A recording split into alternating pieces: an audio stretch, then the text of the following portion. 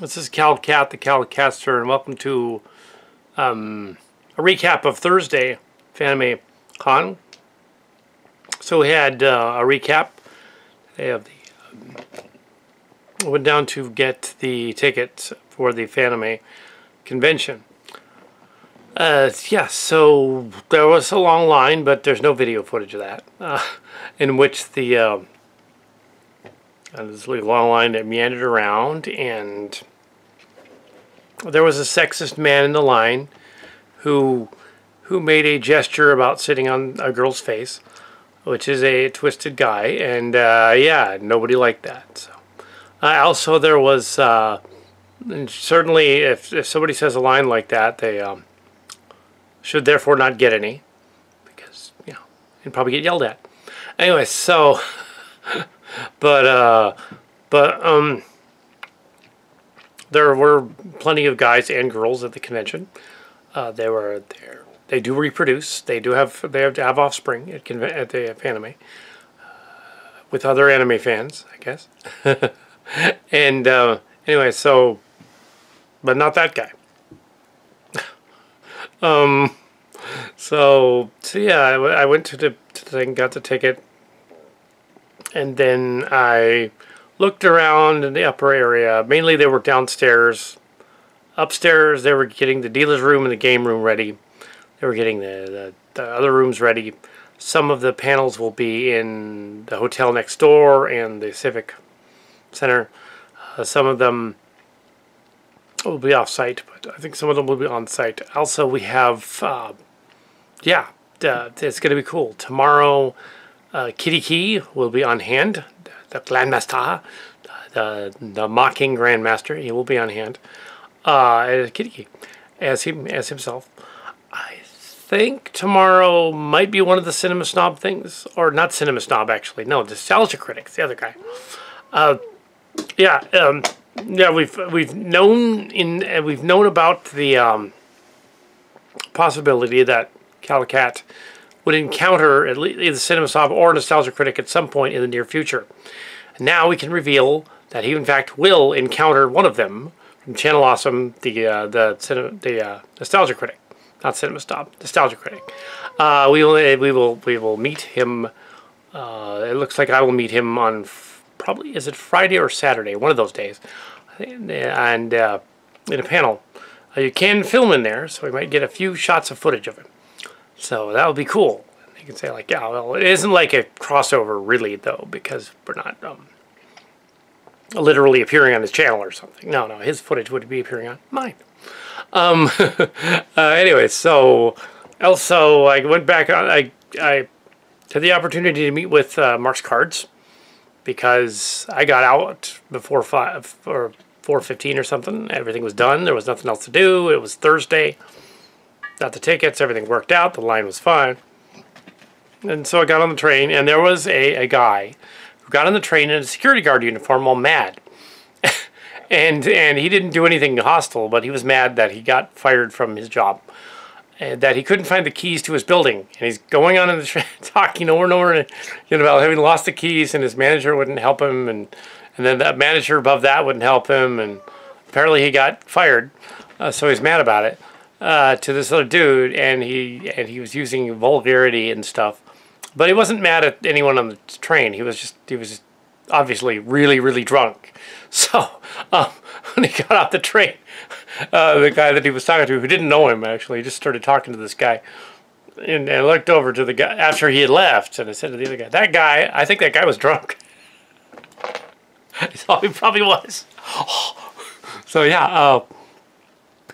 Also offhandedly yesterday, Jim Ticon news, in that he's still in San Jose, looking for somewhere else to live, but still in San Jose, and will likely be there for some time. And we're going to cast him in another toy show at some point in the near future. Not this convention, though. He's not ready for the convention circuit. Mark's Card said we get back to Chimera, hopefully in June. He's just really busy. I'm not as busy. I'm doing other things, though. Given the green light for Starship locations, but we have to wait on Chimera. So yeah. Also, Boyd, one of the church people, is a Star Trek Online designer.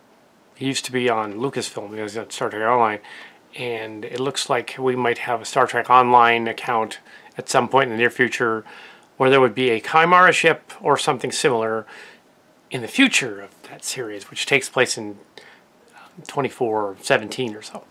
So in the future of that other show, there would be this other ship 20 years down the line that's flying around. Next Generation would currently, if it was on the air still, be at the end of 2393 right now. And looking forward to 2394, 30 years after the TNG started. And Chimera, though, it happens in 2388. So it's many years earlier. So it already took place in the past. Anyway, so that was Fanime recap for tonight and everything else. I posted a Star Trek Discovery blog thing, but had to take it down and reposted it without the copyrighted material. Go check that out. I didn't think I broke any copyrights, but apparently the bots did. So here I our station gets flagged frequently. Even though we must be in the big leagues now. Even though. So yeah, Fanime recap. Well, sort of a preamble recap. I did get to see what the game room looked like before they put anything in there. I got to see what the booths looked like before they put any booths in there. So it was kind of cool. Behind the scenes stuff. Of which there will be a little bit of some audio clips in here. So watch those.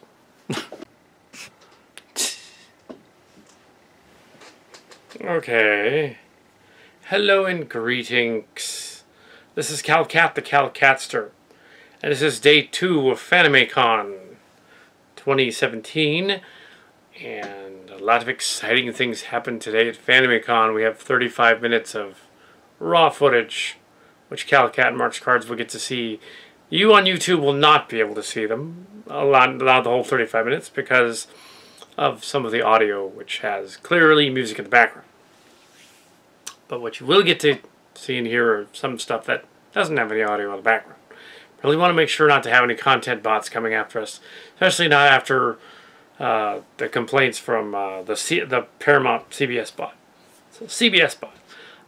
Yeah, it's very exciting. I'll probably go over that with the slideshow when I do the recap of the slideshow, all the other stuff. So what this is just a recap of the whole thing that wouldn't be in the slideshow. Sure. Recap of awesome events that happened today. Yesterday I had said that it was the Cinema Snob who I was going to encounter, but no, it's Channel Awesome's Nostalgia Critic. Often a misconception. They're both very similar. They both actually parody each other in a way over the years. They're loosely connected to each other, and they're all part of the same group, the Channel Awesome group. Stone Gremlin Productions is part of that. And they sort of merged and crossed over, and some of them left and some of them came back. Some of them became Linkara, the Angry Video Game Nerd, and various other groups sort of moved around. The Civil and Rivalry Channel, Tamara's Never Seen, stuff like that comes later. So they're all related, connected. They're all related. So we're not. A CalCat Show channel is not related to them. But CalCat Show channel and CalCat Show Channel 2 reviews is the same thing, but in its own universe. It's not related. And last season, we kept mentioning Channel Awesome and Cinema Snob and both versions of both shows quite a lot, and doing shout-outs to them. And although they didn't directly do any shout-outs to CalCat Show, they don't know us. They have on occasion done stories where they have acknowledged the existence of stories like the CalCat Show. So other fan blogs and other comments. At one point, the Rickhead, which was a character they just invented, commented snarkily on a CalCat comment, which was funny. Recently, I did a review, therefore, of Jesus Bro, which is about the Rickhead coming to Christ, allegedly, in a spoofy sort of way. Yes, I did a review. And And Doug Walker, channel officer, announced, "I'm going to be at Fanime." He said this. He's going to be at Fanime, and Calicat Show found out about it. And last night, we watched some of his reviews and things, and he again said, "I'm going to be at Fanime tomorrow," and on his channel, and he said, "We'll be there." He'll be there. Yeah. So yes, we weren't there. Mark's Cards did not show up, but I did. I showed up, and there it was, the Calicat badge and all that. There it was, as Kitty Key, the martial sportist, one of my lesser characters. I like the martial sportist personally. I think he's funny and he works, and he's a spoof of the Grandmaster from Jung Swan, but he's done as a German guy. So he's like if Patrick or Sandu, two of the other characters from back in the day, if they were spoofing them, that would be like what this is. So he's spoofing the Grandmaster. He's also spoofing martial sportist, martial artist, bullshido, fake McDojos in general. So his uniform here, here's his uniform, does not actually have a school affiliation on it or anything. It's just blank. So yeah, here we have this, jacket. Tomorrow we're going to have Silly Kelly and Clint Cowpoke, maybe Calicat, all three. And all of them going to be there, changing costume here and there. A little bit of a costume change for each. I think the couple are going to have different hats, different things. The Calicat has of recent years been spoofing both critics of the channels with a flannel shirt and all that, and the hat turned backward and stuff. He's clearly spoofing Stone Gremlin's guy and this other guy, Nostalgia Critic. Nostalgia Critic was here, not here, at the convention, and he was there, and he jumped out onto the stage and began dancing vigorously to a song that was playing, and he was very, very excited, and it was awesome, and then he jumped over to the panel, and you'll see in the slides mention it. He jumped over to the panel to the fan area. Wasn't supposed to, but he did anyway. He went over to the fan area on the other side of the booth and said, "Everybody come on over here and meet me right now." So I said, "Whoa, okay." So everybody rushed over to meet him right there. And Big Video Game Nerd and some of the other guys were over there. And they all came in and yeah, I got a photo op with him. Sweet. So that's awesome. I was very excited. Photo op with someone who does critical reviews and things just for fun, like I do. But he gets paid because he got a Patreon account, and he gets some profit from donations. Patreon, I should say. I don't have that yet. My channels aren't monetized, so whenever they get flagged, it's weird because like I don't actually make a profit at all with the channels. I do it because I want to do it. I do parodies because I want to do them. Because they're fun. Because they're cool parodies. And so yeah, I know this background is going to be terrible, but just, this is my thing here. Yeah, so yeah, it was cool seeing the those cast members doing their thing. There was a dealer's room and an art gallery room walkthrough. There's you'll see on the slideshow. There's I did the walk. I did the house trowel. The catwalk, the whole thing, behind the scenes of the buildings and stuff. I've been going to apparently we've been covering Fanime since about 2012, 2013. Partly because Baycon started to suck. So by 2010, 2011, even though we still continued to do some of Baycon, we snuck over to Fanime too. Yeah, or at least I did. Mark's Cards did it once, I think, but usually he was the Big WoW guy. He was the Big WoW post guy, so he'd go to that. We'd do the Big WoW circuit, which was the convention a month earlier that happens. It's now called Silicon Valley Comic Con. He wasn't able to make it to that this year, maybe next year. But yes, he was just mentioned on Thursday. Yesterday, there was we met after the convention. So anyway, the again, so yeah, Baycon 2012 was terrible. They didn't even reference 2012 was this big year for all the fringe. They didn't mention it. They sort of hinted at it in the 2013 one, but not as much. Should have. It'd be funny. Yeah, Calicat Show did the whole thing on the year 2012. Yeah, so this is a recap, and it's gonna look like a glowing thing when I turn up the lights. Yeah, so it's yeah. Let's see. Sim Snob. No, it wasn't Sim Snob. It was the other guy. Nostalgia Critic. Nostalgia Critic is a spoof of Roger Ebert and Siskel and Ebert. He liked Roger Ebert. Siskel and Ebert. It's sort of a spoof of that. So when him and his brother are on there, they're like Siskel and Ebert. And although he likes Ebert, he's Siskel, basically. So when his brother shows up, he's Ebert. They're sort of a Laurel and Hardy shtick back in the day that did movie reviews. Siskel died mysteriously of an aneurysm. And mysteriously. No, he died of an aneurysm. Ebert went on to eventually die of cancer, which sucks. But those guys were the critic guys. They were always mad at each other, even in their bloopers reel. So yeah, this guy did this, and Stone Gremlins did kind of the same thing, same shtick. Big, tall, skinny guy, kind of fat guy.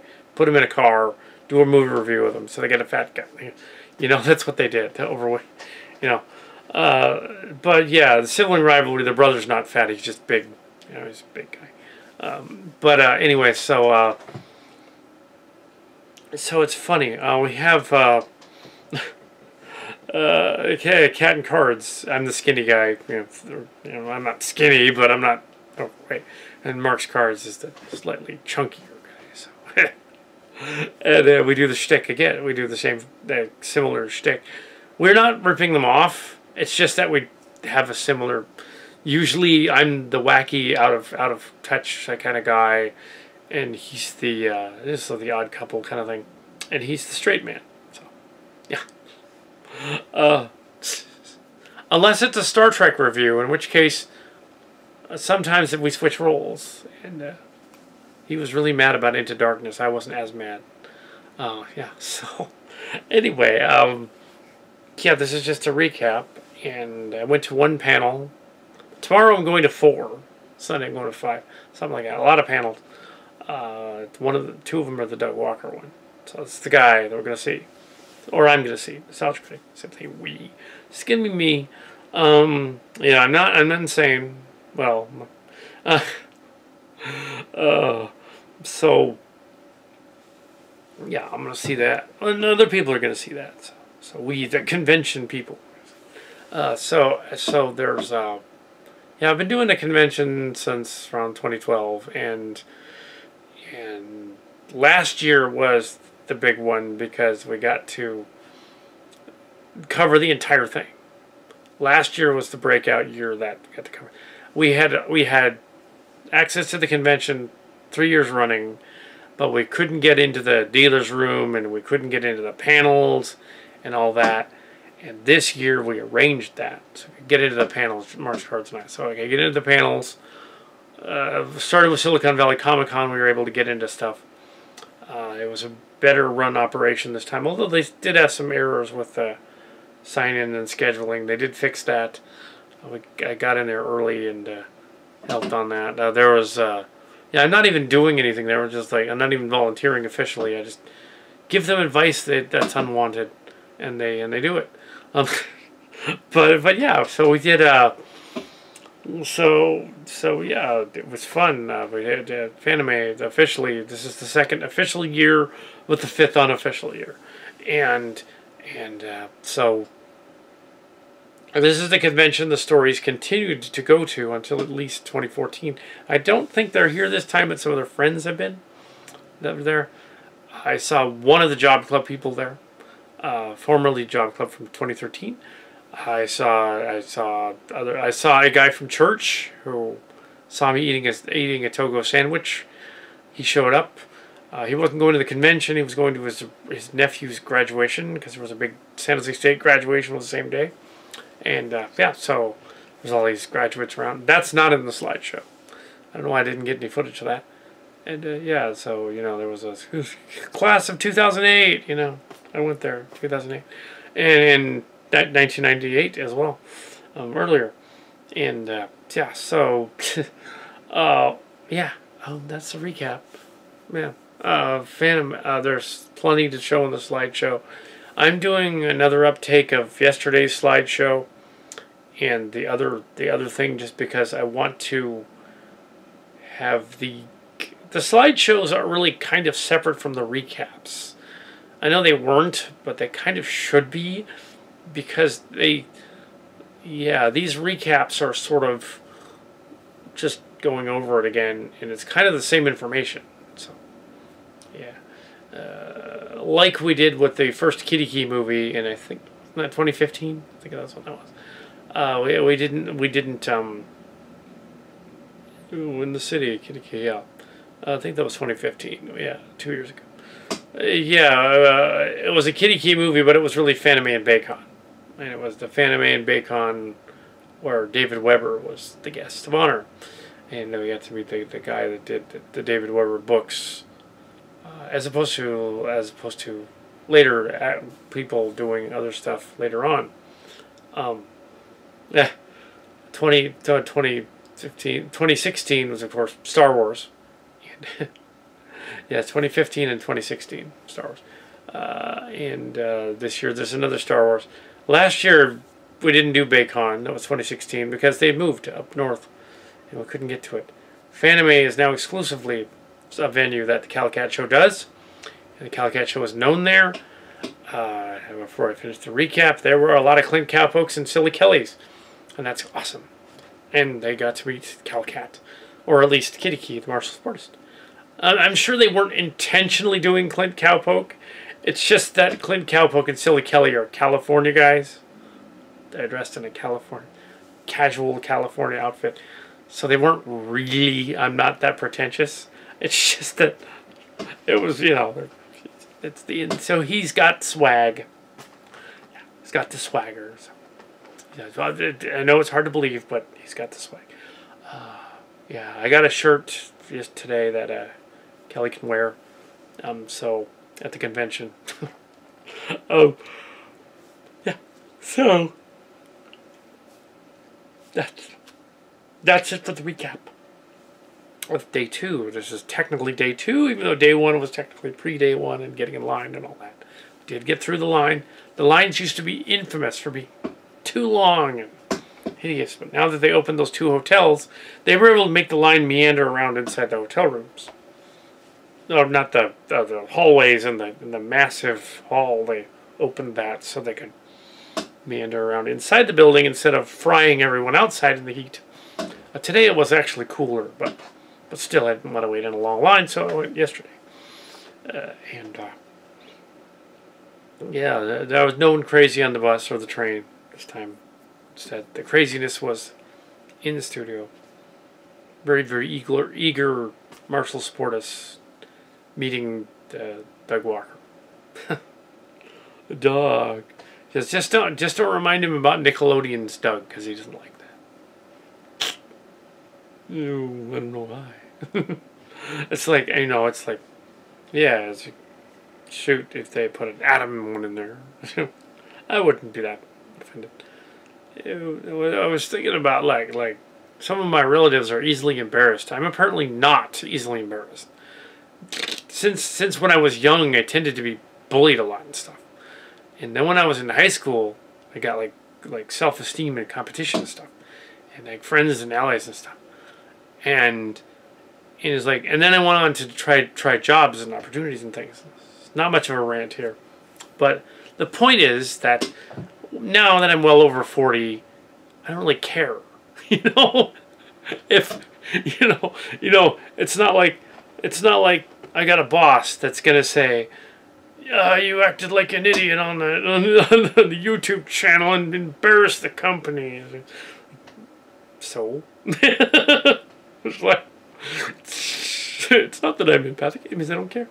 I mean, I kind of care a little bit. I mean, like in the sense that I don't want to embarrass other people necessarily, but it's like, ew, it's always funny when they got a millennial or something like